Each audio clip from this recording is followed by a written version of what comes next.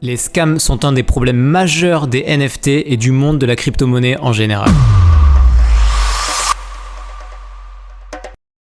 Il s'agit en effet d'un univers nouveau et novateur dans lequel les risques sont en conséquence très élevés. D'un côté, cela mène à des opportunités qui sont absolument incroyables, mais cela mène aussi et malheureusement à de très grosses arnaques. Nous allons nous concentrer dans cette vidéo sur les scams dans l'univers des NFT. En effet, déjà très présent dans l'univers de la DeFi, les scams s'attaquent aujourd'hui aux NFT avec quelques exemples notables. La créativité des scammers est sans limite et vous allez voir que ces scams peuvent en effet revêtir différentes formes, différents formats. On va voir dans cette vidéo le top 8 des plus gros scams dans l'univers des NFT. Mais avant de rentrer dans le détail de cette vidéo, n'hésitez pas à nous mettre un petit pouce bleu en bas de la vidéo et à vous abonner à cette chaîne. Exemple de scam numéro 1, Valuables.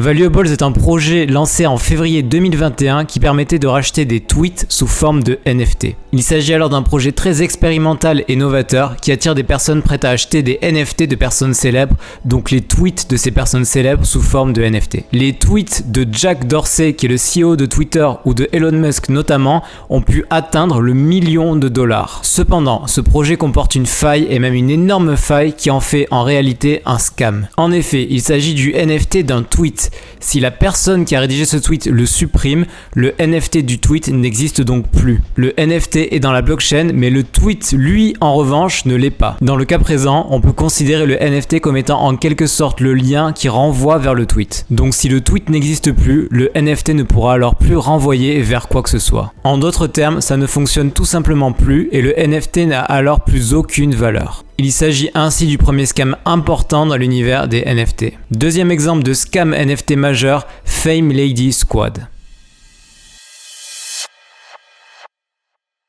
Fame Lady Squad est un projet NFT centré autour des femmes. En effet, l'univers des NFT est globalement très masculin et le but était de montrer que des femmes peuvent aussi mener des projets, réaliser des NFT et vendre des collections. Cet argument d'une équipe 100% féminine dans la création, la mise en place et la vente de ces NFT est un argument largement mis en avant qui constitue un atout marketing de ce projet. Le but poursuivi notamment par les acheteurs étant de soutenir les femmes qui entreprennent et qui créent dans l'univers des NFT, univers on le rappelle assez masculin.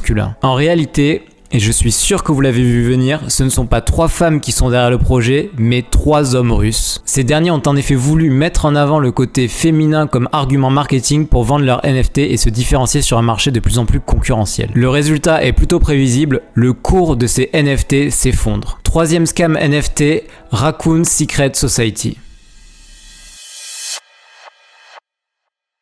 Raccoon Secret Society est un projet NFT qu'on pourrait qualifier de standard et qui représente des images de petits ratons laveurs. Le modèle utilisé ici paraît tout à fait classique, notamment à travers les différents traits utilisés pour chacun des NFT et leurs différents niveaux de rareté. Un autre aspect très classique de cette collection est le modèle du reveal. On achète un NFT sans savoir quel type de raton laveur on aura et le reveal, c'est-à-dire la révélation de ses traits, de ses caractéristiques et de son niveau de rareté se fera un peu plus tard, donc après l'achat initial. Après quelques temps, le moment tant attendu du reveal arrive enfin. Et là, c'est la grosse surprise, ou plutôt la stupeur. On n'obtient pas comme il avait été convenu un raton laveur avec différents traits, différentes caractéristiques, différents niveaux de rareté, mais simplement un tas d'os. De plus, à ce moment-là, 100% des NFT sont constitués par ce même tas d'os. Il n'y a même pas de différence entre les différents NFT. Les développeurs du projet vont leur indiquer que cet épisode n'était pas un coup monté, mais plutôt une expérience en roue libre, une sorte d'expérimentation avec l'argent des autres et une belle leçon pour la communauté NFT qu'ils qualifient de malade. Sur leur compte Twitter, ils vont alors enchaîner une série de tweets assez lunaires comme ceci. La communauté NFT est malade. Ou alors, tous les ratons laveurs sont morts maintenant et c'est vous la communauté NFT qui les avez tués. Ou bien encore, nous avions prévu cette étape depuis le tout début du projet. D'autres tweets vont expliquer les 3 raisons pour lesquelles les développeurs ont choisi de faire ceci. Je cite. L'une des raisons était de voir ce qui allait se passer. Leur deuxième tweet indiquait que la deuxième raison était de sensibiliser la communauté à la technologie NFT et au projet NFT. Et enfin, le tweet qui annonçait la troisième raison est le suivant. La troisième raison était que nous avions simplement envie de le faire. En bref, un scam qui se veut prendre la forme d'expérimentation sociale et psychologique, mais un gros scam quand même. Quatrième scam NFT, les faux emails OpenSea.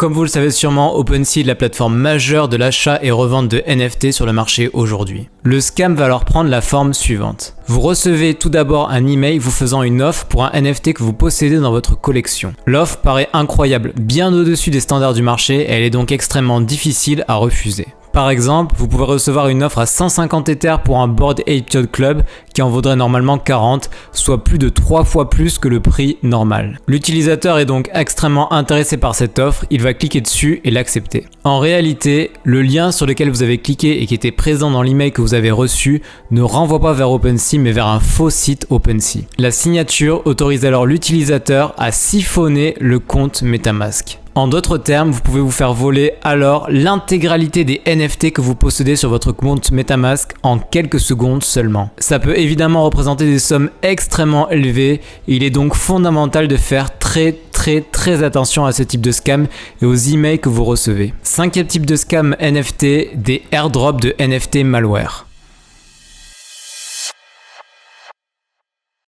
La situation est la suivante. Vous ouvrez votre compte OpenSea et vous découvrez que vous avez un nouveau NFT au sein de votre collection. Ensuite, deux cas de figure, soit vous choisissez de mettre en vente ce NFT, soit vous recevez une offre d'achat pour ce NFT. Et là, c'est l'arnaque. Il s'agit en réalité d'un faux NFT qui permet de prendre le contrôle de votre MetaMask. Vous imaginez bien entendu les conséquences désastreuses qui peuvent en découler. Faites donc toujours extrêmement attention aux airdrops suspects que vous pouvez recevoir sur OpenSea. Sixième type de scam NFT, les scams sur Discord.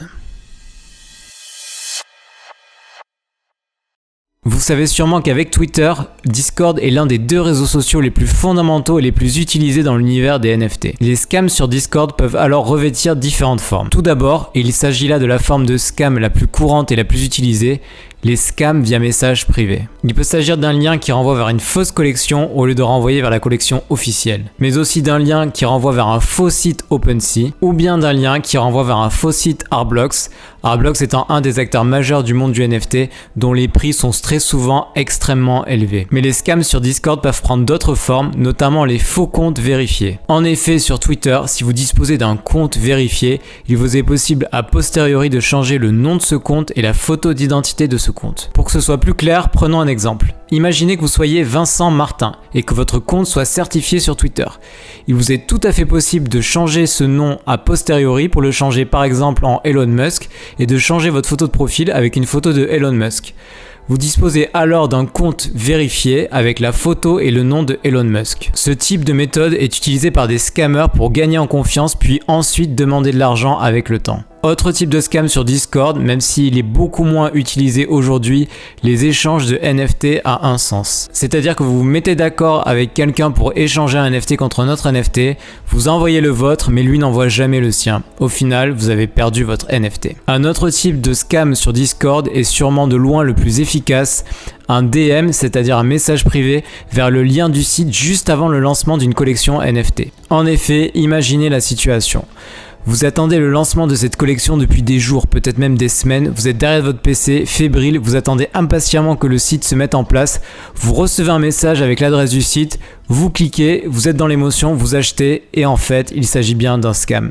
Ce type de scam est vraiment efficace, il est donc très nécessaire de rester froid et analytique dans vos décisions. Enfin, dernier type de scam sur Discord à travers le robot de Discord MEE6 qui normalement est là pour donner des informations et qui en fait peut prendre la forme d'un faux robot MEE6 qui amène vers un lien scam. En effet, ce faux robot MEE6 peut venir vous voir en vous indiquant que le site de lancement d'un NFT a un problème et va vous donner la soi-disant réelle URL. Comme vous vous en doutez, cette URL est en réalité un scam.